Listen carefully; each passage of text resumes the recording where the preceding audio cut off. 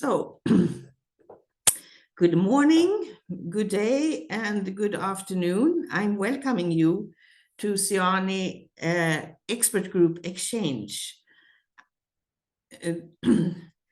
The Swedish International Network Initiative, SIANI, is a multi-sector networking platform, and we work for more equal and sustainable food system and how to make that transition also purposeful for smallholders and other vulnerable groups. My name is Madeleine Fogde, and I am the director, and I will be short because the focus is to listen and learn from our expert group's work. This is actually our first global exchange. We have had regional, and which is a little bit more public because we want to share with actors that are interacting with us about what's happening in our expert groups. SIANI has supported expert groups since the inception. This was a request from mapping study that SIANI should support expert groups. So what is an expert group? Well, an expert group consists of experts from different sectors who have identified a knowledge gap that they need to address, but they haven't really had funding. So SIANI provides seed funding for these different experts to come together and address certain issues. And hopefully the results from this expert group can be taken to a bigger level with more funding, external funding, and also contribute to the transformation of our food systems.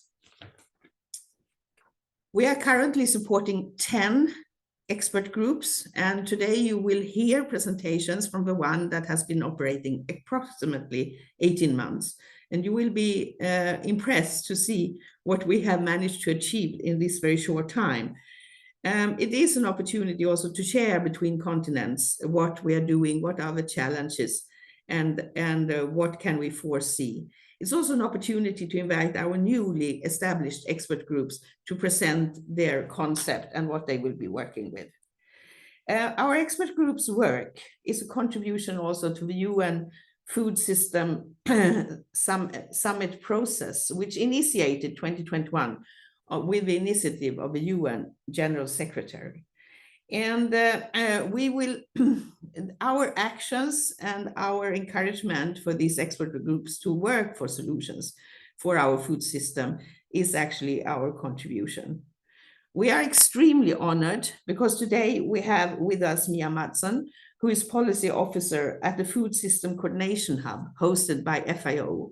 And she will start and have the first presentation and get us oriented where we are in the Food System Summit process and what we can expect from a meeting taking place in Addis this year. That say, before Mia starts, we don't have so much time this seminar or webinar, so I would kindly ask you to write all your questions, doubts and questions in the Q&A function or in the chat. Our colleagues will collect your questions and we will have a Q&A sessions later. I will come back to that session by the end of the seminar, and then we can take the questions and the panelists will address them. For panelists, some of the panelists have to go, but all the questions that you might have for them and come up later in the seminar, we'll save them and you will get a written answer. So with that, I would like to welcome Mia Madsen from the Food System Summit or Food System Hub in Rome. Please take the stage. Thank you so much, Madeleine, and thank you to SIANI for inviting the Food Systems Coordination Hub here to present a bit. I'm Mia Madsen, and I work as a policy officer at the UN Food Systems Coordination Hub, and I'm actually seconded by the Swedish Development Agency, and I've been working with the hub for about 1.5 years. So very pleased to be here with you all today. I have a PowerPoint, so I'm wondering if you could please share that and I can continue. Yeah, so next slide, that was just the initial one. So I wanted to start by just sharing a brief overview of the UN Food Systems Summit process. Madeleine mentioned it already. So we had the first UN Food Systems Summit taking place in 2021, and that was really the first time that the UN Food Systems Summit acknowledged the food systems as a key enabler for accelerating and achieving the Sustainable Development Goals. And that was a very multi-stakeholder inclusive process that culminated in the summit in 2021. And as part of this process, the UN Secretary General committed to convening a global stock-taking moment every 2 years to review progress in implementing the outcomes of this progress. And that's what we are doing as well at the hub. The UN Food Systems Coordination Hub was established in 2022, and it's hosted by FAO and in Rome, then where I am also sitting. There was a UN Food Systems stock take in 2023 that many of you are aware of. We have another stock take happening in July this summer, the UN Food Systems Summit +4, and I will be sharing some more information about the process with you all. Next slide. But just to go back to the UN Food Systems Coordination Hub, for those of you who are not aware of what we are doing. So the mission of the UN Food Systems Coordination Hub is really to coordinate ecosystem-wide support to enable food systems transformation and SDGs acceleration. And we are hosted by FAO in Rome, and the governance structure is steered by an oversight group with principals from various UN agencies. So we have FAO, World Food Programme, IFAD, the UN Development Coordination Office in New York, and also WHO and UNDP with very strong coordination and support from the Deputy Secretary General in New York. We have currently a biennial work plan that is from 2024 to 2026, actually. And you can see here on the slide that there are some priority clusters that we're working on, finance and investments together with IFAD and the World Bank. We're also working on global policy and governance, and science and knowledge, and strategic partnerships and collaboration, which I think is the most important work that we're doing. And the hub is trying to be very country-focused. We're providing demand-driven, customized support to countries in translating their commitments. From the UN Food Systems Summit, you might have heard one of the main outcomes were the national conveners, who are the ones coordinating national efforts in food systems transformation at country level. And there were also a number of pathways that were developed by countries to translate their commitments into what they are supposed to do at country level for taking action on food systems. So we are supporting countries on that process. Let's move on to the next slide. So the second UN Food Systems Summit Stocktake will happen in July this year, and it's taking place in Addis Ababa in Ethiopia. The dates are 27th to 29th of July. We will have an action day on the 27th of July, which will be more focused on stakeholder engagement. So not so much the countries, but more the various stakeholders that are involved in the ecosystem of support around food systems transformation. The summit itself, the formal one, will take place 28th to 29th of July. And we are very happy to have both Ethiopia and Italy as co-hosts of this important event. Next slide. So you might be aware, or you might not, but we have a couple of main objectives of the stocktake this time, and they have been listed here on the PowerPoint slide. The first objective is reflecting on progress, and the idea here is really to focus on assessing national progress in food systems transformation, while emphasizing inclusive and right-based governance. This is really an opportunity for the countries to present what they have been doing, what kind of results and outcomes and achievements they have at country level. The second main objective of the second Food Systems Summit, Stocktake, is partnerships and tracking commitments. And here the idea is really to focus more on what has happened in terms of multi-stakeholder collaboration involving governments, UN agencies, civil society, and the private sector. There will also be focus on discussing accountability of governments, accountability among the ecosystem of support, with a focus on looking at what are the different results frameworks that have been established, how can we really see that we are making progress. There will be focus on underrepresented groups, specifically youth, women, farmers, indigenous peoples. And something that is really coming out from this forthcoming Stocktake is the focus on the private sector as well. How do we engage the private sector properly in food systems processes? And is there accountability also for the private sector?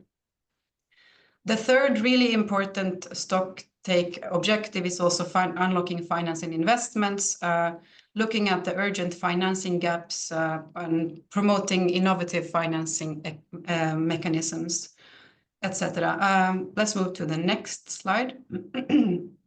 Sorry, my voice is a bit bad this morning.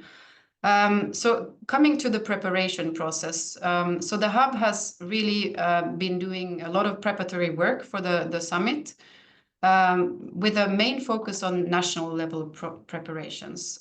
So as I mentioned earlier, we have the national food systems conveners, and they are encouraged to have participatory, multisectoral progress review discussions at country level.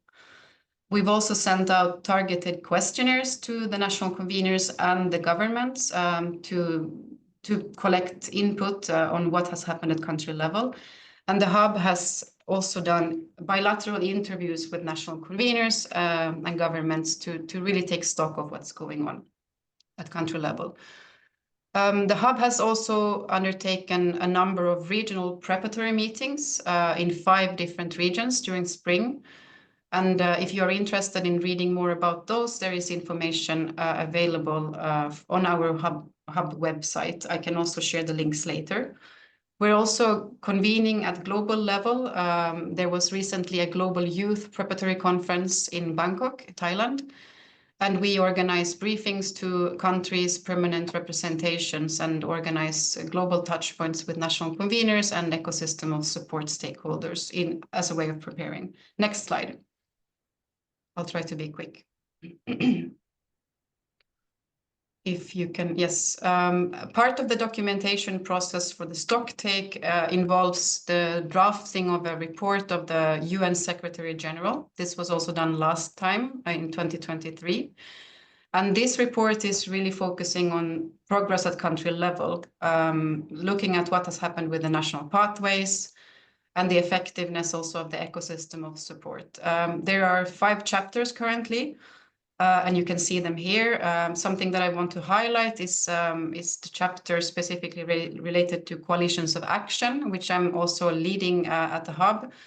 You may know that there were a number of UNFSS coalitions of action, multi-stakeholder platforms that were emerging from the summit in 2021.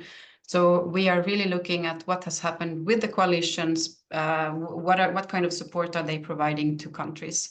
And these are really multi-stakeholders. So you would have like governments, UN agencies, civil society, private sector, you would have academia, research stakeholders engaged in these coalitions of action.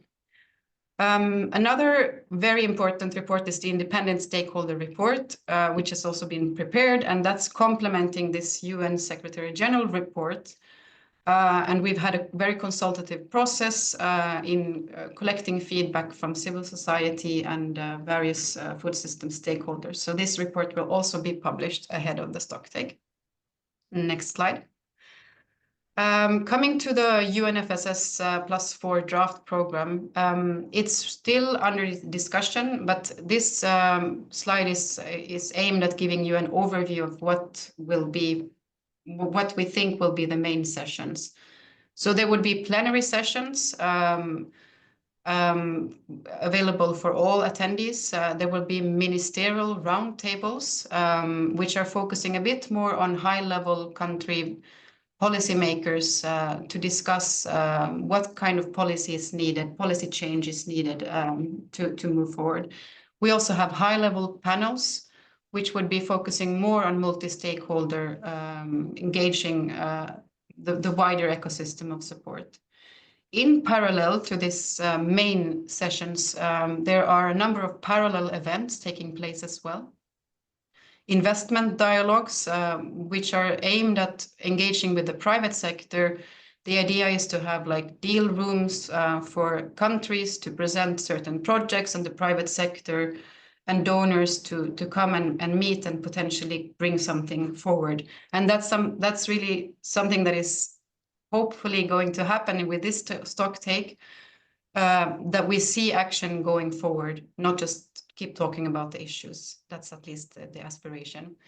There will be stakeholder action sessions organized from different constituencies, youth, women, farmers, and so on. And there will, of course, be a number of featured events and side events. I mentioned earlier the Action Day, the 27th of July. That's also going to be very interesting because that's an opportunity for the stakeholders, the underrepresented, not the governments, to really bring in key messages and discuss what is working and not working. So that's an overview of the program as it stands currently. Next slide, please. These are just a few elements of what we see at the Hub as crucial elements for success. It's really like the national level preparations, sensitizing the governments on the need to present and prepare for the stock take. Also the documentation process that we've been doing, and also as the last one, increased engagement with non-state actors. This is really something that we see as very, very important moving forward. The next slide, please.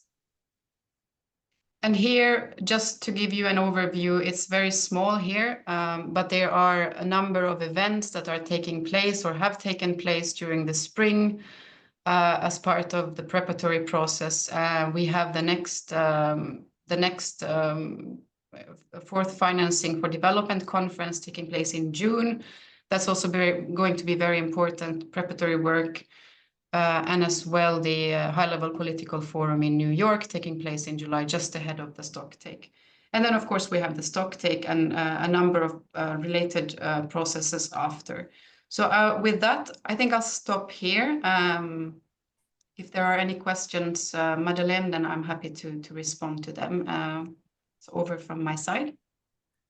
Yeah, thank you, Mia. This was really a very nice overview of a process. And I think that from SIANI, we are active in some of the coalitions. We can't be in all because there are many, but we always try to engage, especially our expert groups, and communicate with them how to engage. And I think that if we are lucky, our expert group from Eastern Africa will have opportunity maybe to present something in one side event coming up.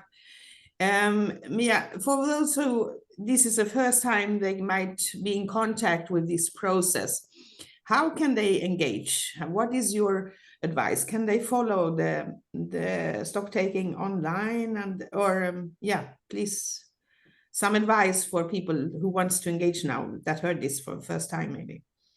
Yeah, absolutely. Thank you so much for the question. I think that first of all, if you would like to have some more information, I recommend to go on the Hub's website where we post the latest information related to the stock take. So that's one first thing.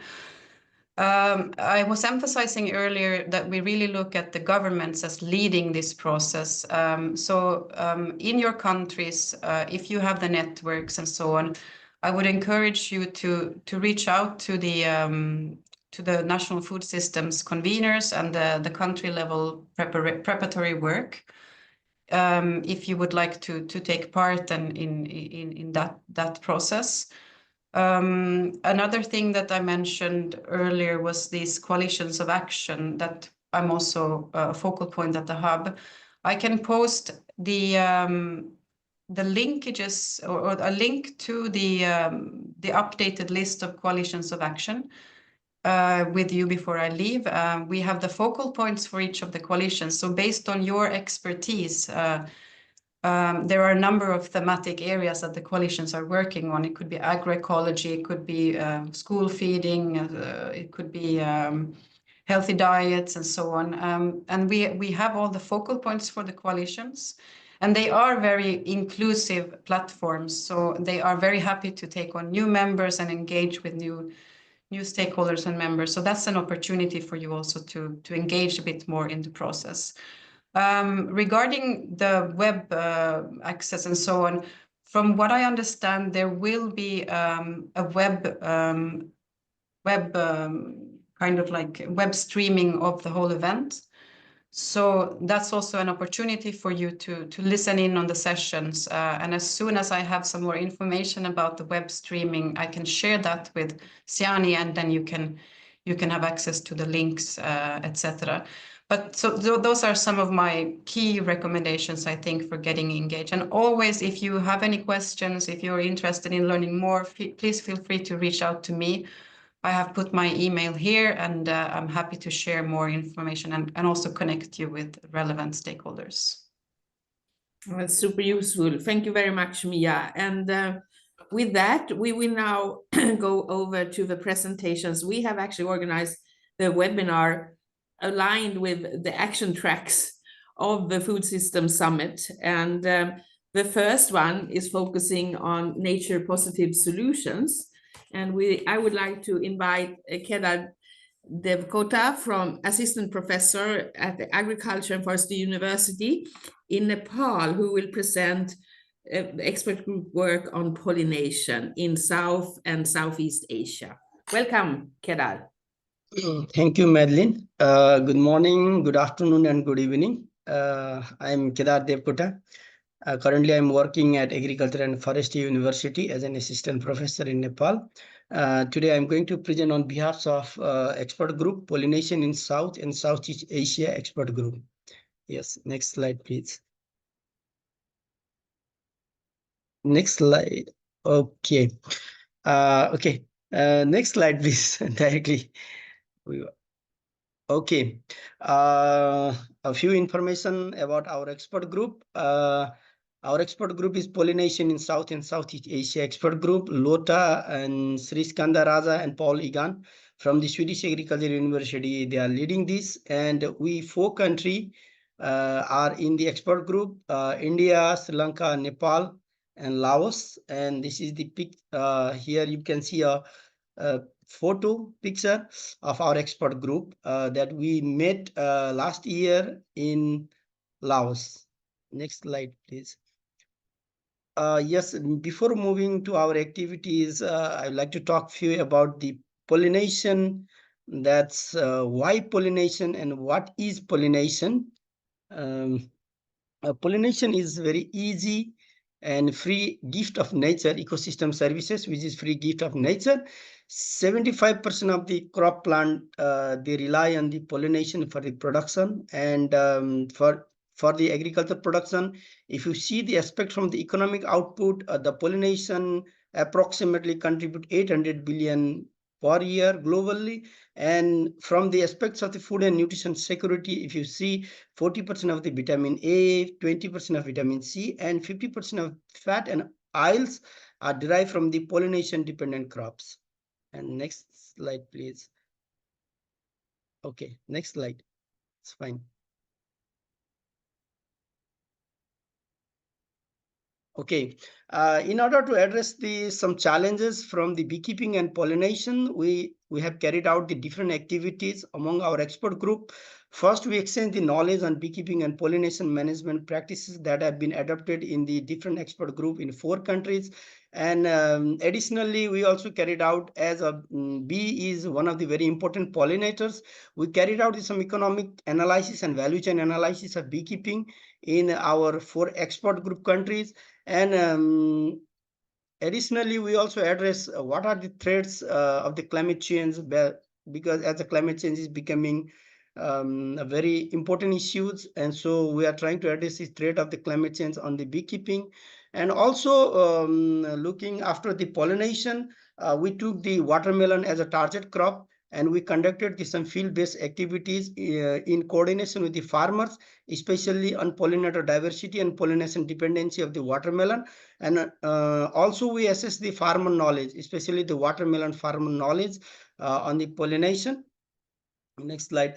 And our this expert group basically focus on the living lab, and we have the 6 living lab in our expert group countries, 2 living lab in Sri Lanka, and similarly we have the 2 living lab in the India, and 1 living lab in Nepal, and another living lab in Laos. Altogether we have the 6 living lab from this expert group, and which basically focus on the beekeeping, and we talk with the farmers about the different issues of the beekeeping, and not only on the beekeeping practices. We also discuss on the marketing strategy for the product that the farmer they produce from the beekeeping. Next slide, please. And regarding the benefit cost analysis and value chain analysis, we have conducted the semi-structured questionnaire, face-to-face semi-structured questionnaire with the respondent beekeepers. And this is the case, this is the result from the Nepal. And in Nepal, you might have heard that Apis cerana and Apis mellifera, we have the 2 species which are very commercial for the honey production. And if you see, and we tried to compare the benefit cost ratio for this Apis cerana and Apis mellifera, and we found the benefit cost ratio of the Apis cerana is very higher as compared to the Apis mellifera. So the beekeeping is highly beneficial, highly profitable in the Nepalese context. Not only the benefit aspects, we have also studied the value chain analysis. And in my right hand side, you can see a value chain map of the Apis cerana from the Dandeldhura district. And Dandeldhura is a district which lie in the high Mount Himalayan region of the Nepal. And here there is the huge variation in the price. If you see the price, the farm gate price of the honey is 1,000 Nepali rupees, but the consumer, they are paying 1,550 Nepali rupees for the 1 kilo of the honey, for the Apis cerana honey. So this shows that there is a value addition activities in every node of the value chain activities. Next slide, please. Similarly, we have also carried out some studies in the watermelon pollination. Our result shows that the honeybee are the more predominant pollinator species that we found in the watermelon, followed by the flies, solitary bees, wasps, and the beetle. And these pollinator species, they have direct effect on the watermelon production. In my right hand side, you can see there is we conducted a research with a 3 treatment. One, SP means hand pollination, NP means natural pollination, PE means pollination exclusion. You can see here we netted the watermelon flowers with the nylon mosquito nets to avoid the pollinators to visit the watermelon flowers. And this result shows that the pollination have highly significant effects on the watermelon production. So you can see on the hand pollination, the yield is of 1.66 kg.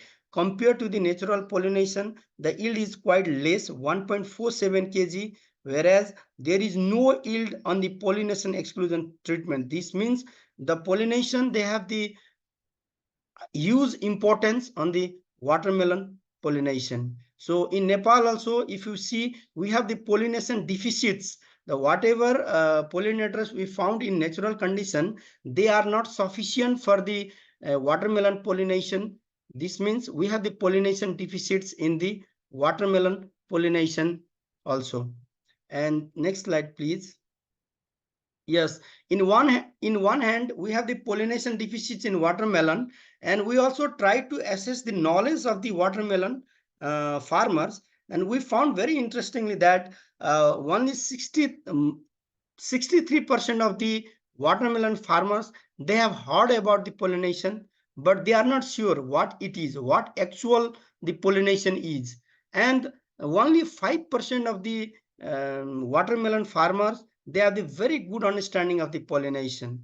And similarly, 12% of the watermelon farmers, they have never heard about pollination. This is the situation. We have the pollination deficit in watermelon. The pollinators, they are not sufficient for the production of watermelon. And in another hand, the knowledge of the watermelon pollination is not sufficient for the farmers. The farmers, they don't know about the watermelon pollination. And also, we have also asked the farmers about what are the action they have taken to support the pollination in their watermelon field. And it is very surprising that 72% of the respondent, they respond that no action have been taken to support the pollination in watermelon, but only very less 4% of the beekeeper, 4% of the watermelon farmers, they respond like they are keeping the beehives to ensure the sufficient pollination in watermelon in Nepal. Next slide, please. Around 1 minute now, Kedar. Okay, fine. I'm going to finish. Okay, what are the opportunities? As the pollination is cheapest and the easiest agricultural input to manage, no major investment or expensive technologies is required. So this is the nature. I already told that the nature, they freely provided this. Highly accessible to all level of agriculture, from intensive commercial to subsistence. And if you see about the economic returns, there is the huge economic returns if we ensure the pollination 200 to 300% in some context. And the main inputs that require are research, education, and policy. These three things we should have to consider for the pollination conservation and management. Okay, next slide, please. I think I'm almost done. Okay, thank you. Thank you so much, Kedar. It was an excellent presentation. And now we will go ahead and speak with another expert group in Eastern Africa. I'm happy to have Monica and the righty, and who is a regional environment and climate change advisor for V Agroforestry. Monica, are you here? Yes, I'm here. Yes, oh, I hear. Good. Great to have you here. So VI Agroforestry is one of the organizations that have organized farmers in Eastern Africa to apply these kind of agroforestry systems for a long time. So you are experts, I would say, in this, and now you are expanding this knowledge or in dryland areas. So could you please tell me a little bit why you think it's needed with these systems in drylands? Yeah, thank you so much, Madeleine, and thank you, Kedar, for your presentation. I love bees, so it feels nice. For V Agroforestry, we have engaged an expert group for the drylands agroforestry. And one of the major reasons that has pushed us to focus on the dryland is because the climate is changing everywhere, but these places are quite fragile. And therefore, there is a need for climate mitigation and adaptation. And also, there are also areas where biodiversity loss has been high, with the soil erosion, with cutting of and burning of the bushes for agricultural needs. And therefore, we feel that the communities in these areas are really exposed to agrobiodiversity loss. And therefore, it would be very important for the agroforestry and the experts to have this conversation with who matters, especially the community itself and the policymakers, to work on the biodiversity conservation and also restoration of the degraded lands. There is also the question of livelihoods, and this goes hand in hand with the socioeconomic aspects, including gender issues, including conflict, which is usually escalated, especially when we have the seasonal changes of the weather. Especially droughts are very common. It's like now we have a cycle of every 2 years, we have a dry season in the East African area. And therefore, especially in the drylands, and therefore we feel that there's a need to advocate for alternative livelihoods and also to strengthen agroforestry, which is a diversified system for support to the communities living in those areas, closely related to food and nutrition.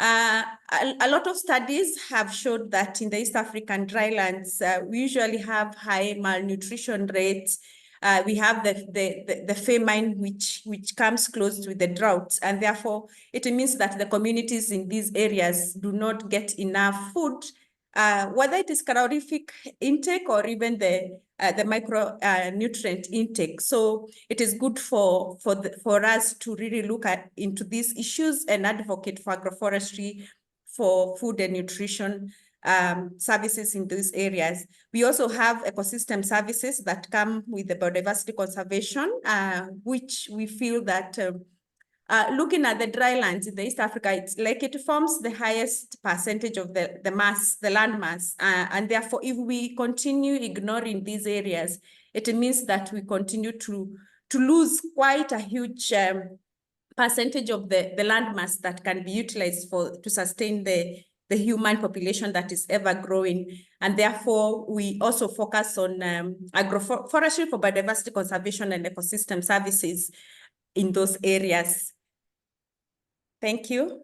Oh, thank you, Monica. That is really interesting. So your group is now starting, and we can really see that this is also a very interesting nature positive solution in those big areas that are really affected by climate change, and where the situation livelihood is getting worse every day. Thank you so much. We don't have so much time, but please put questions. Monica will be happy to respond to them, and you can also watch all the material that already has emerged from this group. They have had a webinar, for example. It's online, so you can see in the links in the chat so far. Now over to another continent. I'm happy to have with me Simone de Boer.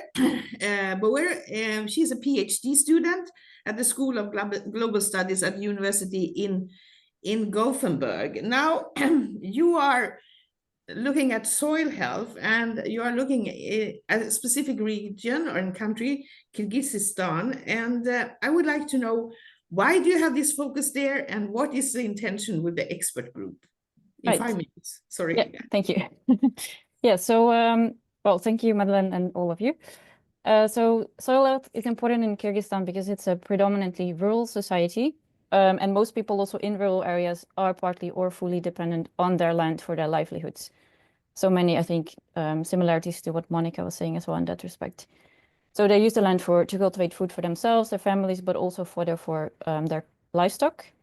And then selling the surplus gives some extra monetary income. So soil health here is important for food security, but also just for making a living. Only the problem is that the health and quality of the soil has been at risk due to various factors, such as use of agrochemicals, but also wind and water erosion, which also has to do with kind of the geography of the country, but also with how people use their land. Climate change, and there's also been a lack of monitoring of soil health, and also lack of institutional frameworks that kind of support smallholder farmers. So with our project, we're trying to do two things mainly. First of all, we focus on kind of more customary traditional knowledge, looking at folkloric sources to understand how people view land and soil historically, traditionally, but then also look at current practices. And kind of we found kind of a gap between those two, actually, in the sense that from this more folkloric sources, we found that there's more of an holistic, reciprocal understanding of land, where all living beings are connected, and the earth is seen as a mother who provides, if you respect her and take good care of her. But then farmers also struggle to kind of take this more spiritual, abstract level of relating to the land, respecting the land, and then translating that into more practical agricultural methods or methods of soil care. And we think that this is at least partly the case because the views on soil and agriculture specifically have been heavily influenced also by Soviet practices and ideologies. So there's a bit of a kind of disconnect between these views and ideas and values and the actual practices in that sense. Yeah, this is really interesting, and we're looking forward to your work. It's also in the framework of looking at the restoration we need to do on land before 2030. This expert group will probably come up with very interesting results that we look forward to hear more about in a year's time. Now, I would like to hand over to my co-moderator, Juna. Please, can you continue with another panel now? So, hi. Yes, of course. Thank you, Madeleine, and thank you, everyone, for this really interesting start of the webinar. It's really packed with information, and it will be available to watch afterwards as well. But we will now move over to our next panel, which we have named Equitable Livelihoods and Local Stewardship. And there we will first hear from Caroline Delgado. She's working at the SIPRI, the Stockholm International Peace Research Institute, and leads a group that works on land rights in Latin America. And she will tell you a bit more about what they have done so far. So please, Caroline, over to you. Thank you, Jonna and Madeleine and everyone. Great to a really interesting start. I agree, it's a lot of interesting presentations here. I want to talk about the expert group that we've had running for the last, almost 2 years now. You can take the next slide, please. Our expert group, it actually started before the SIANI funding in 2001, or let's say it's 2022 here, 21, sorry, not 21. It was a group established through a collaboration with SIPRI. SIPRI is the Stockholm International Peace Research Institute and the Friedrich Ebert Stiftung Colombia. And we came together to establish a regional climate security working group. It has some 20 members from across 10 different Latin American countries. So not all countries in Latin America, but we do kind of span from Mexico in the north through to Chile and Argentina in the south. And the purpose of the group is really to generate a united regional voice on key issues related to climate justice, food security, and land rights. Really emphasizing then the regional aspects, because all of these topics, of course, they don't stop at national borders. So we felt there was a need to zoom out from, what's happening at the very local or national level and approach it regionally, and also try to get a regional response. So we wanted to support the group that we put together to develop key advocacy messages on these topics, and then support the group to connect them to ongoing or to future regional, continental, even international peace and security efforts. And I want to mention just very quickly why land rights in Latin America matters. There's many reasons for that, but to point out the region's very rich ecosystems. You have, on the one hand, you have the Amazon rainforest, then you have the Andean glaciers, you also have vast grasslands, just to name a few. And these ecosystems, they're really essential to global climate stability, but they also under constant threat, be it from deforestation or extractive industry or land use change. And it is in particular marginalized communities such as indigenous communities or small-scale subsistent farmers that are most affected by these pressures due to historic land inequality or lack of formal land recognition. And this vulnerability not only exposes them to environmental harm, but also to violence. And here Latin America unfortunately stands out as well for really being home to the vast majority of murdered environmental defenders worldwide.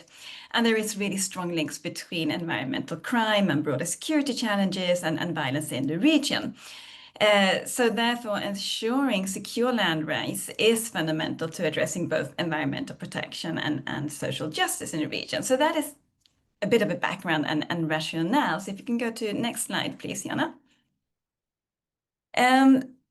So to talk about, or to tell you about the activities that we've done as we've been part of the SIANI network of expert groups, and just need to go back one step very quickly to talk quickly about what we did before the SIANI engagement. So the group that we put together then, we held a series of workshops over just over a year. It took place in Bogota, where these 20 members came together to really discuss, what are the key concern, and they came up with 4 critical areas. That is then linked to climate and environmental security. The first area was governance, and here in particular the issue that governance weakness or failures are really major driver of environmental conflicts of and the national security framing of many governments is towards the environmental protection is really harming and creating a insecurity in themselves. The second area was extractivism and land use change, how this drives environmental degradation, such as deforestation and biodiversity loss, while at the same time also very much concentrating wealth in the hands of few. The third area was environmental and climate justice. So here it's really about ensuring that marginalized rural communities that are most impacted are not excluded from decision making. And then fourth area was the protection of nature and territories. So what we did together then with SIANI is to really help this group to kind of fine-tune these messages, lift them up to a regional perspective, and then identify the policy audience that they wanted to engage with, to reach with these messages. And here we had quite a few, from the perspective of the group, very successful engagement with policy audience. We've been meeting with policy audience in Sweden, so government officials, both from the Foreign Ministry, from the Environmental Protection Agency, and a few other ones. The same thing we did in Berlin, where we met with the German Federal Office of Foreign Office and the German Federal Ministry for Economic and Cooperation and Development, among others. Towards the end of last year, we also participated in the Biodiversity COP in Colombia, where the group presented its work, engaged with the policy audience there, and of course an excellent network opportunities to really engage broader. We had a lot of our group members also participating in other panels that were being organized there. And we're about to now in August this year conduct our last policy outreach meeting. We're going back to Bogota, and the idea is there to bring key actors to Bogota. Among others, we will have CEPAL there, which is the United Nations Economic Commission for Latin America and the Caribbean. We will also have the participation of the Amazon Cooperation Treaty Organization, which is an intergovernmental organization focused on the Amazon basin. Also representative from the Organization of American States, and lastly from the Central American Integration Systems. And all these are regional actors that in different ways work on these topics. So we're really trying to then connect again the group with this audience, with the messages, and to really take forward this regional approach to issues that are felt, of course, very locally and often dealt with locally, but really needs a regional focus. And then if you go to the next slide, please. Just to talk a bit about what we believe are some of the key achievements of the group. Both its benefit, I guess, but also an achievement is really to bring then experts together, not only from so many diverse countries in the region, but also very broad kind of different stakeholders. Our memberships include from, let's say, one end of the spectrum, if you want to see it in that way, former politicians or policy members. We have academics, we have journalists, activists, representatives from indigenous communities or other marginalized communities, scientists, etc. So we really have a broad sector engaged in this group. Another key achievement what's been incredibly important is to generate this regional platform where these members come together and they bring their then own network to this work. So they have a really important way of engaging together. And although we met only 4 times in plenary, there are different ways this group is now connected with each other, informing each other on a much more regular basis, engaging in each other's work, and that has been really, really useful. Another achievement, of course, is to reach the policy aid audience that I just mentioned. That has been very key for the group to get that access. And of course, all the surrounding work that we've been doing that's emerged from this different conferences that the group members has been participating in, where they bring in this regional perspective that they have gained from the dialogues and workshops that we've had. But talking about achievements, I also do just want to mention the kind of, having also realistic expectation. I mean, the topics is enormous, the region is enormous. It's very, in many areas in Latin America, these topics can be quite controversial as well. So of course, I think the main achievement is actually the networking and making the connections and starting to take this regional focus. But of course, for any substantial change to happen, that is obviously a much longer term and bigger work. And then last slide, please. Next slide, please, Jonna. Yeah, just to end with a few challenges, of course. There's different nature of challenges. I think one main challenge that we had with the working group, recognizing its benefits in being very vast and multisectoral, the challenge is, of course, to get everybody to work together, in particularly online. When we met in person, the work has been really, really collaborative and great. It's a little bit hard to get everybody together online. That has been one challenge. And I guess that relates also very much to working culture, where it's more kind of common to actually have the face-to-face meetings. Another set of challenges has emerged from the broader geopolitical environment that we find ourselves in now, not least with the Trump being elected in the United States. That has very much impacted the importance, I guess, or the deprioritization of these topics, and we felt that quite a lot in the working group. We had one activity planned for this year, and that was to have a hearing at the Inter-American Commission on Human Rights in Washington, which we applied to, but that has been almost impossible to get through there because of the deprioritization of the defunding, for example, of the Organization of American States that hosts this commission, etc. So that has challenged us quite a lot. I mentioned earlier that these topics are very sensitive. Some of our group members, they're very vulnerable in the sense that their work and exposure generates threats to them. So sometimes it's been hard for those who have really quite a lot to contribute to do so publicly because of persecution in their own countries.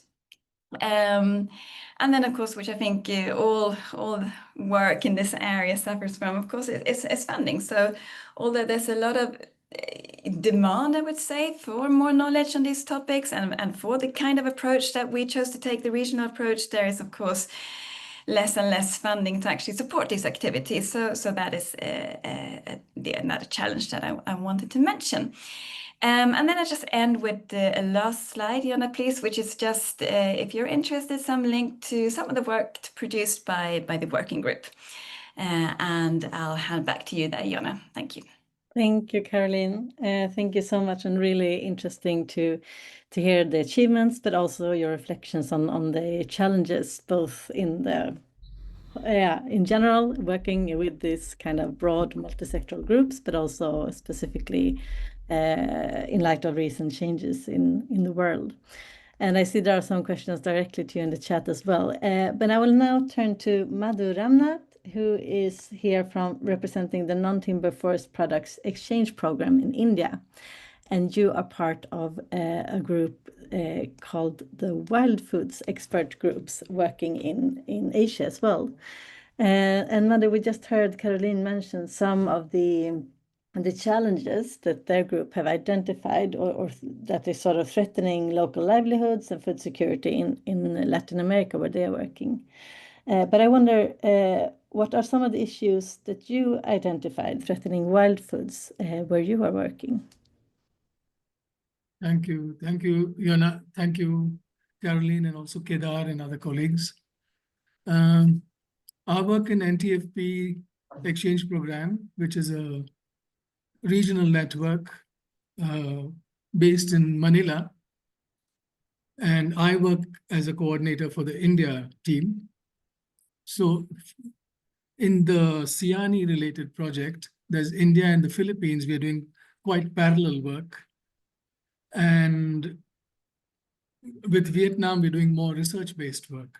So I'll focus on India because it reflects the questions, some of the questions which Caroline came up with, and also the issues where land rights and indigenous lands and territories and security, food security, relates quite strongly with even other kinds of security. So in India, we're working on what we have, the indigenous territories, which we get under the community forest rights of the Forest Rights Act. So we have something called the Forest Rights Act, which came up in 2006. And so indigenous people were allowed to claim territories which they occupied traditionally. So which was a long fight over many decades, which then became an act. So our work is based on identifying and creating a database of the foods available within such territories.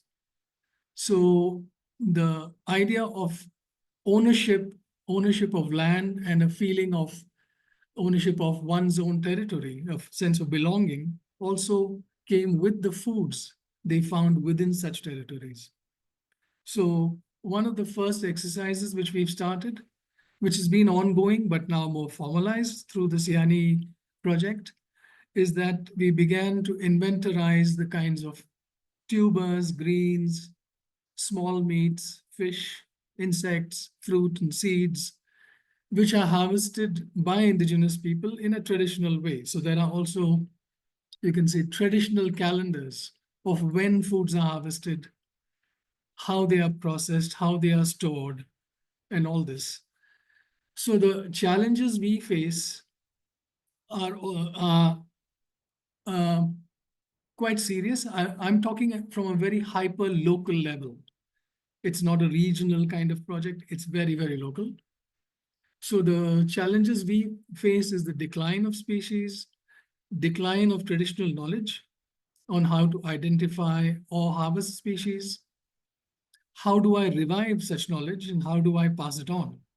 So these are the questions we are tackling together. And we are focusing our work in India, mainly in the central Indian region, in a few very indigenous villages, which has very good tropical moist or tropical dry forests. And these are among a few indigenous peoples. So our work focuses very much on knowledge gaps, reasons for such gaps, how to build back such knowledge. Do I have more time or do I have to pause or stop? I can turn actually and invite Milena as well, and then we might have time for one or two comments. Milena, you are from also Thank you. from.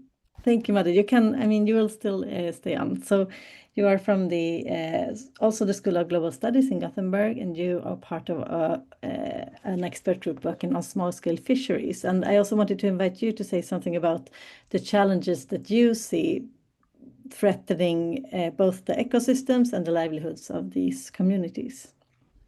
Yeah, thank you very much. Hello to everyone. Yes, I am, I think, the only one expert group who will move from land to the sea, but food production in the sea, and the importance also of small-scale fisheries, because more or less 50% of all the fish that we eat in the world come from these small-scale fisheries, very much anchored in what we call fishing communities. And also there are many similarities with what happens on land. There are some characteristics from fishing that the first one is obvious, that we don't see where this fish is caught or produced, whereas on land you can see the cultivated areas and things like that. So there is a problem of invisibility of this important.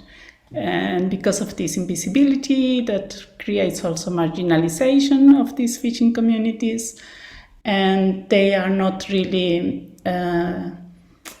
discussed in the food transformation system goals and aims. So the main challenges that we have for these groups are, apart from climate change that is affecting all of us, these small-scale fisheries have problems of social, economic, and political marginalization, which is not always on purpose, I will say.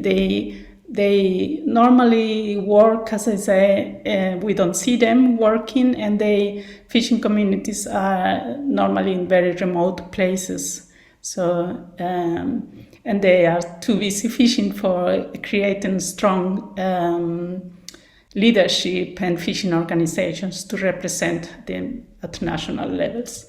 So we see that as a problem, and that we want to address, because with this invisibility, they are threatened by many activities that go, as I said, not always on purpose, but there is other industries working at sea, like oil extraction, and nowadays wind energy also, that somehow creates some kind of, for example, oil spills, pollution. There are also some industries on land that throw things to the water, so contamination because of industrial development. They face problems also of competition with the huge industrial fisheries and coastal tourism as well, that can be compatible, but sometimes also displace their fishing coast that they need to land their products with hotels and those kind of developments. So they face a lot of threats that we want to make visible to governments, so that they take more care of these fishing communities and small-scale fisheries. Thank you so much, Milena. Maybe just one quick question after, because you mentioned that small-scale fisheries are given maybe limited space in discussions about global food systems and the transformation. I think maybe Madhu and Caroline would be interesting to hear, because Madhu, you work with wild foods, and they have been sort of revived and more acknowledged maybe in recent years. How do you think that came about? Do you have any tips for the small-scale fisheries sector to sort of acknowledge that as an important part of global food systems? And Caroline, if you have something to add there as well. We can start with you, Madhu. A short answer. I think what Milena mentioned about the invisibility, it holds true for wild foods also, because many of these foods are not known. Only the mainstream, even within wild foods, there are mainstream wild foods which may be known, but there are so many others. We are talking in the range of 500 species or more, and many which are harvested seasonally, fleetingly, maybe once or twice a year. So these are so much of resources which are not understood, known, and which keeps people invisible. So when knowledge is not visible, then the people themselves are not visible. And that's why I think Milena, the phrase of not being visible for their territories, for their land, makes a point. And I think it's a parallel with wild foods on land. Caroline, I don't know, do you maybe want to have a final comment? to Milena, yeah. Thank you. I don't know if I have an answer as such or advice, but just to say that we recognize that very much from our group in a bit of a different perspective as well. I mean, we did have small-scale farmers and ethnic communities representative in our group that were engaged in farming and fishing, etc. And very much similar concerns about not being heard, not being part of decision making, being excluded and marginalized, but also when they did get attention, when they did manage to bring issues into the forefront of policy arenas, etc., many times they were criminalized for that. And kind of in the framing, the very securitized framing of environmental protection driven by many governments in the regions, they became the problem rather than partners to work with.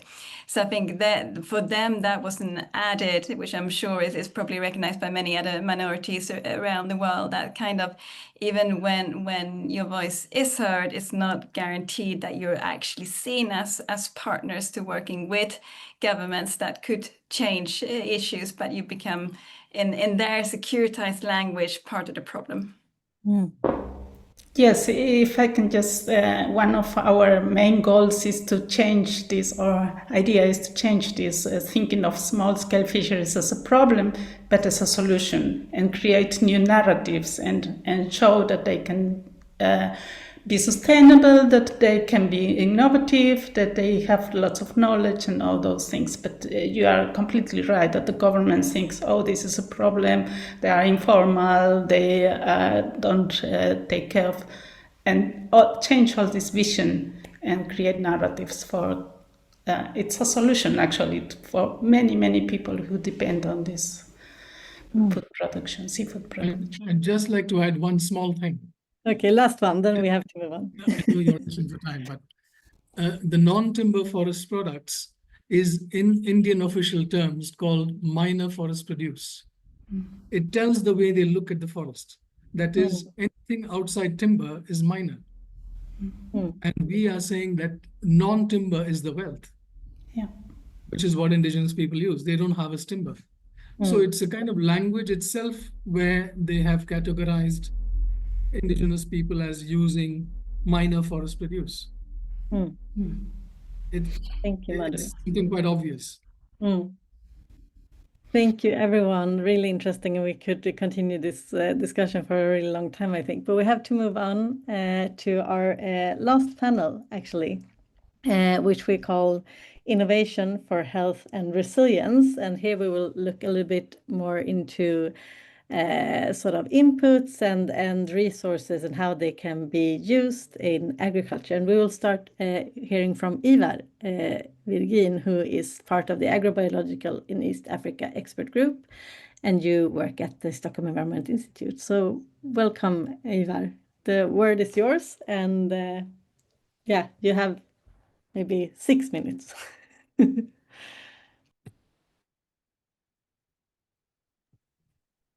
Ivar, are you here? Now, do you hear me? Yeah. Now Okay, great. Thanks everybody. Thanks, Jonna.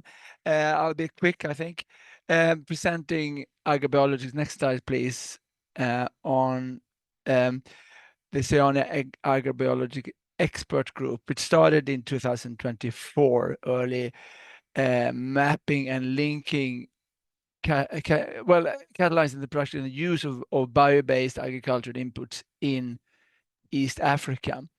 And you can turn on your video as well.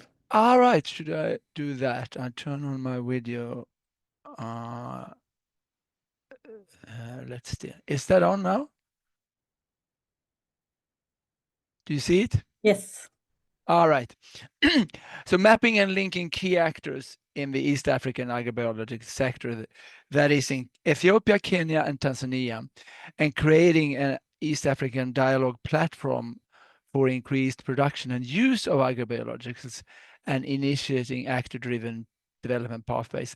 And the key expert here has been, it's been a fairly large group. The key expert has been Alan Moeke from Mount Kenya University, Cecilia Nyango and Messiah and Annette from University of Dar es Salaam, and Tavordres from Ethiopia. Next slide, please. So what are agrobiologists? They are living organisms or their derivatives that can be used to improve crop protection and crop production and livestock production, and categorized in different type of categories: biofertilizers, stimulants and control agents, and biopesticides. And the idea is that you can use these type of metabolites or derivatives to increase crop production, increase plant production, and use locally derived resources to do so in order to produce those, improving livelihoods and improve food security, but also create jobs in local industries creating these agrobiologicals. Next slide, please. So the challenges we have had in this expert group, and starting with that issue, has been a bit in sort of in these developing these national country processes and platforms. You create a lot of expectations in sort of, continuing that dialogue and following up and so on. So you create a lot of expectations and momentum and then sometimes the disappointment not being able to following up. But I think it's been very useful to sort of create these dialogue platforms and start to initiate actions. So I think it's been useful anyway, I think, in addressing those issues. So what have the activities been then? Next slide, please. It's been mostly in trying to sort of convene different type of actors in the agrobiological type of ecosystem and hear and listen about their take on how to use and expand the use of agrobiologicals in the East African agriculture sector. And here you see, I won't go through this in detail, you should see the type of issues that different type of actors deal with in terms of barriers and the way to move forward. Next slide, please. So what have the results been of these expert groups? Well, I think it's fair to say that these expert groups, this expert group have been able to convene and connect the key actors in their countries from the different parts of the various from producers, retailers, farmers, regulatory officers and agents and so on, extension people, to sort of connect and see what are the issues for these different groups and how can they work together, and promoting awareness of the use of agrobiologicals, the potential, but also what needs to be done in order for agrobiologicals to become more agent for improved crop productivity and local livelihoods, and also shaping what needs to be done in order to move forward. And one of the key successes, I think, is that we really seen a lot of engagement in all the three countries, a lot of engagement, a lot of enthusiasm country-wise, so that these country processes really sort of initiated sort of different WhatsApp groups between farmers and regulatory science dialogues and farmer producer dialogues, etc., etc. And also strengthening regional collaboration among experts and institutions. And the last slide here is what we, if you believe our work has benefited from working in a multi-sector approach. I think we haven't really worked so much in the multi-sectoral approach, but multi-actor approach has been the key here, where the ability to sort of develop information and share information among different type of actors has been key. So that type of multi-actor approach, and in a sense, a multidisciplinary approach, has been very beneficial for moving the issue of the use and produce of agrobiologicals in East Africa forward. I think I'll stop there. Thank you so much, Ivar. And we will come back to agrobiologicals in a minute in the panel discussion. Yep. But I will now invite Abdullahi Pedomga, who will be the last presenter. And Abdullahi, you have been working with the expert group called A One Health Approach to WASH in Burkina Faso. You work at the Agency for Training, Research and Expertise in Health for Africa, Afrique. So please, Abdullahi, go ahead and try to keep it to 7 minutes. We're a bit behind, sorry about that. Okay. Thank everybody. Thank Jonah. My name is Abdoulaye Pedomga from Burkina Faso. It's a pleasure for me to share with you our expert group result, which is about integrated wash experiences in combating zoonosis and improving agricultural productivity in Burkina Faso. Our team has synthesized local experiences that simultaneously address zoonotic contamination risk and improve soil fertility through the valorization of human and animal excreta. Next. Yeah, in Burkina Faso, sanitation remain a major challenge.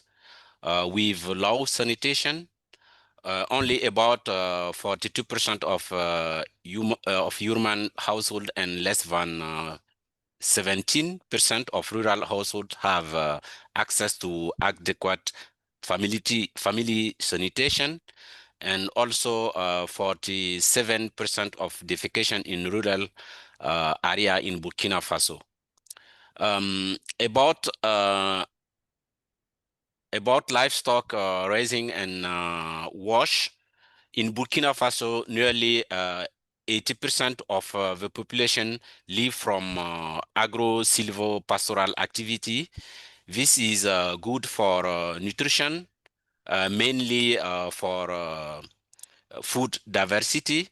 However, population are exposed to health risk due to the way farming is conducted, with proximity and cohabitation of animal and human, livestock, often free roaming, access to kitchen area, sharing water points. So we have a health challenge about this, with high risk of infection through human and animal excretors. In Gyr and all, found livestock feces present in all households, and soil ingestion by young children in all of household studies in Burkina Faso. Animal excreta carrying pathogen, and one of the researchers found around 65 potential zoonotic pathogen in the animal feces. And also animal excreta are important factor contributing to the development of environmental enteropathy in children, and thus to slow progress in reducing stunting. Another element is limitation of wash policy in Burkina Faso, with conventional wash approach used just as CLTS, community lead total sanitation, which is focused on the construction of latrines without considering zoonotic risk, which limit their effectiveness in the specific context. Another element I have to add in this context is the declining soil fertility. In the view of One Health, how we can use this excreta to improve agriculture productivity. Next. Yeah, the One Health approach proposes a holistic vision of the relationship between human, animal, and environment health.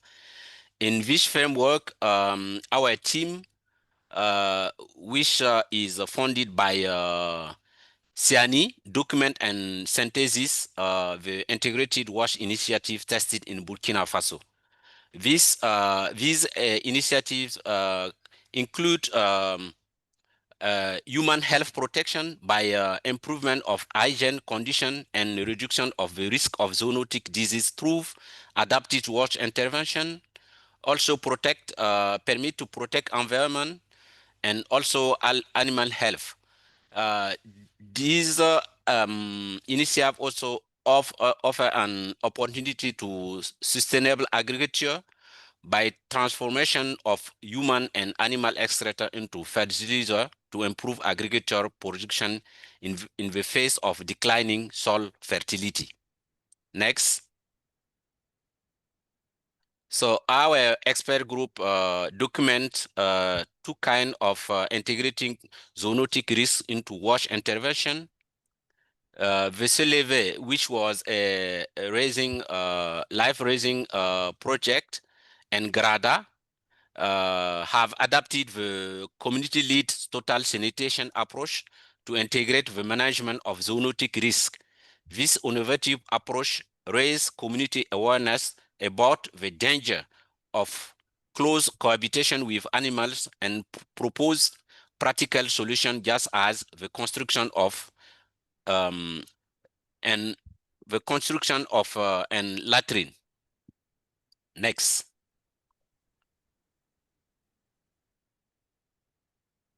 Yeah, we also document two approaches to the reuse of excreta.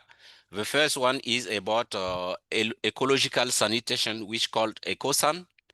And the second project is Clean and Green Village.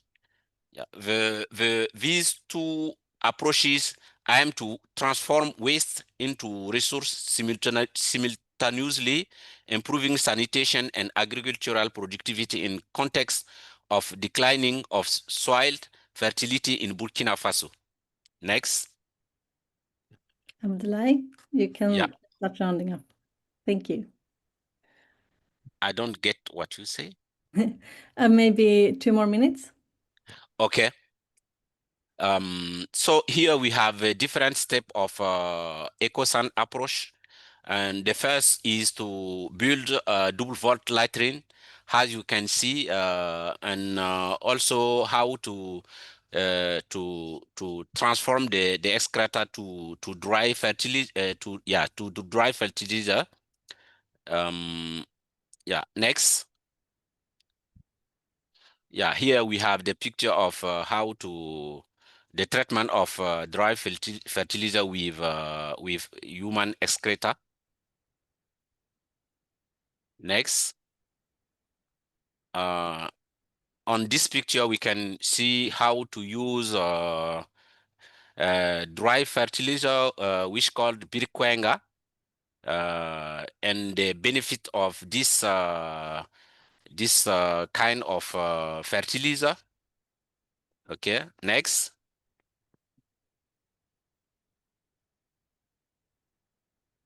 And here we have a use of urine, which called biricom. It's mean liquid fertilizer. And we also, you can see in this here the different characteristic and the benefits of this kind of fertilizer is a urine which is transformed to fertilizer for the agriculture productivity. Next. Yeah, the second project is called Clean and Green Village approach, and you can see the framework here. And at the first level, we have the end of open defecation and hand washing practices, and the second level we have our Clean and Green Village approach with community participation, holistic approach to water and waste flow, transforming waste into resource in this way. Okay, next. Yeah, here we have a different step of Clean and Green Village approach. First, it's awareness raising and training, and with use of community lead total sanitation approach, integrating zoonotic risk to raise awareness among community and train local stakeholders in secure excreta management technique. And the second step is to build infrastructure, construction of adapted sanitation facilities, animal enclosure, and system for the collection and organic waste and gray water. And the last step is the agricultural valorization with training and technique for transforming excreta into fertilizer and support and their use to improve local agricultural productivity. Next. 30 seconds now, Abdullahi.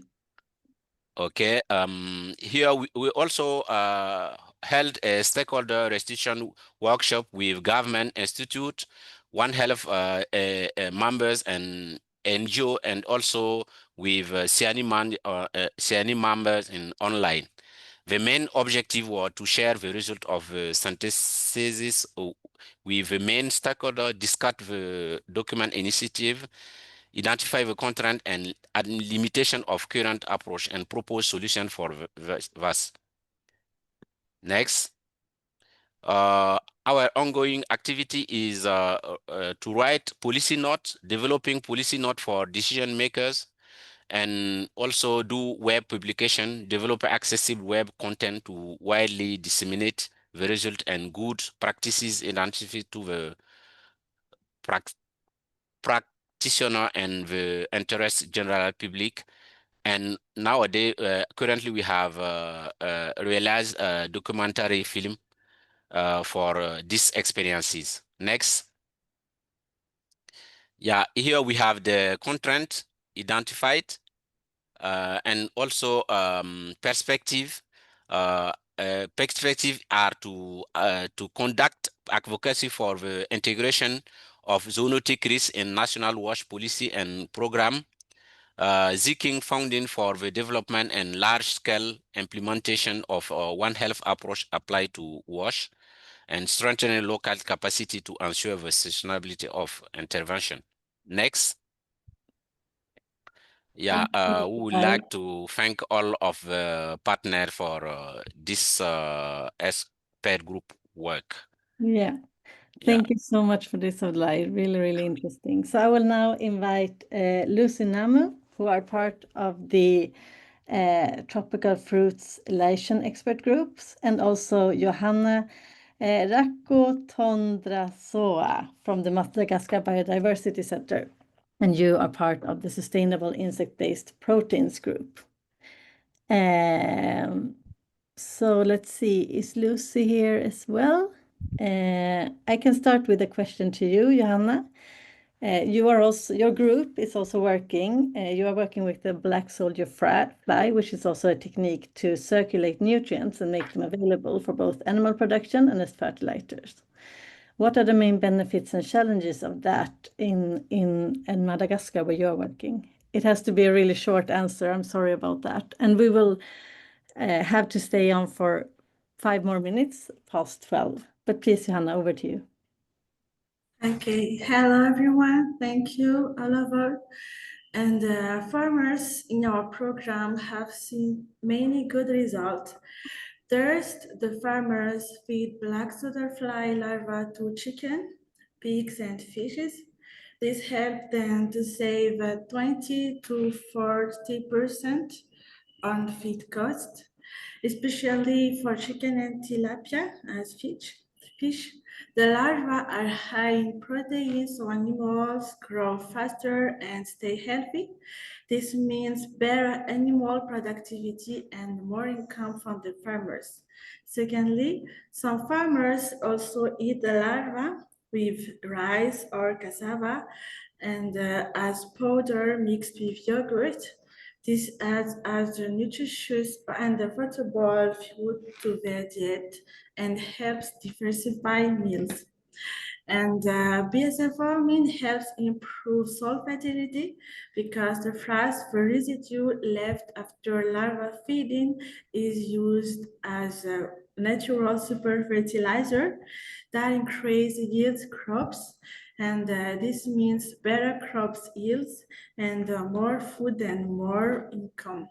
And BSF farming helps farmers reduce waste. They feed food waste to the larvae, which keeps their farms cleaner. And some farmers also sell BSF eggs pupae and frass and larva, which gives then an extra source of income. So BSF farming brings many benefits and improves animal productivity, food security, soil fertility, and farmers' livelihoods. But there are also challenges. Many farmers are not used to BSF farming because some are afraid to try, others don't have enough time and tools, and they are already busy with crops and livestock.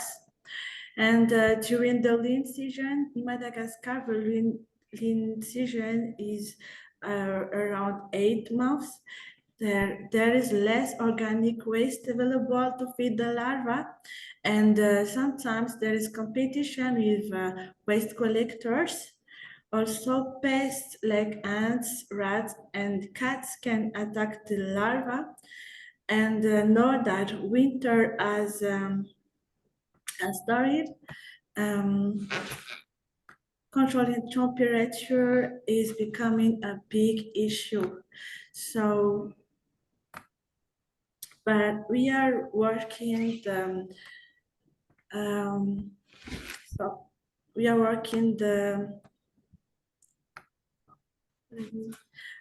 on simple solution to improve the farming. Thank you so much, Johanna. I will also invite Lucy to comment a little bit because we had Ivar talk about bio inputs, and one of those are biopesticides. And you work with the Tropical Fruit Relation expert group that are trying to find the sustainable and safe crop protection solutions.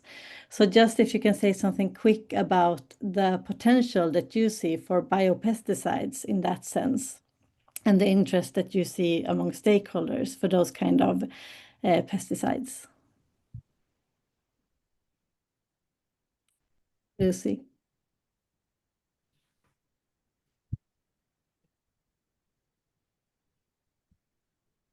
I don't know if Lucy is still with us.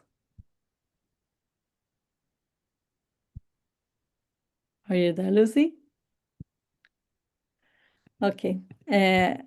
If not, I will now give the word and the floor to the chair of the SIANI steering committee. Thank you so much, Ivar, Abdullahi, and Johanna, for your inputs. I'm really sorry to cut you short, but yeah, we will continue these discussions in other fora as well.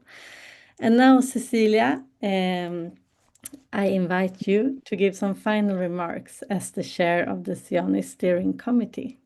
Thank you. Very good. Very much, Jonna. I'm masquerading under Ebba's name, but because she's been very helpful in. We have some. Yeah. It is very clear to me that we are too short a time because there were so many interesting things. And you know that there is a proverb says the future is shaped and created by many people doing many things in many places. And to that today, we could add and doing it together, even though we are physically separated, which was not possible. And we have heard everything from the global level. Mia Madsen gave a good presentation of what is going on global food system sustainability and how you can engage. And today this is possible. We can all engage in different ways. And also because we have the same problems.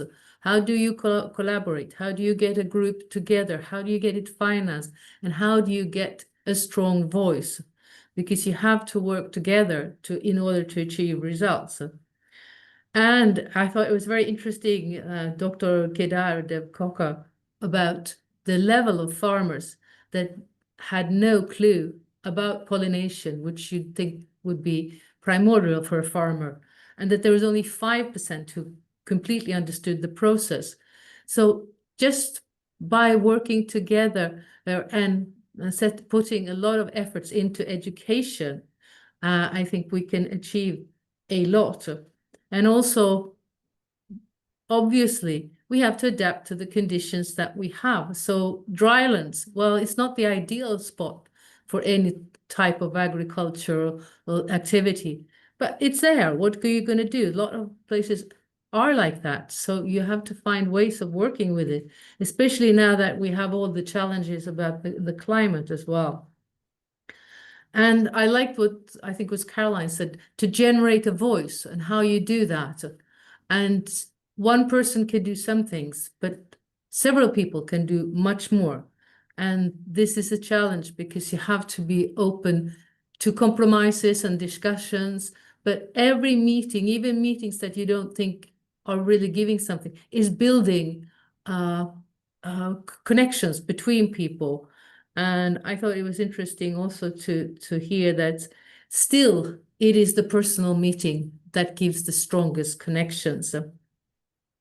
And the challenge is, one challenge that was mentioned here is to manage expectations. It's very true. And to be practical, somebody said that you have to find practical solutions.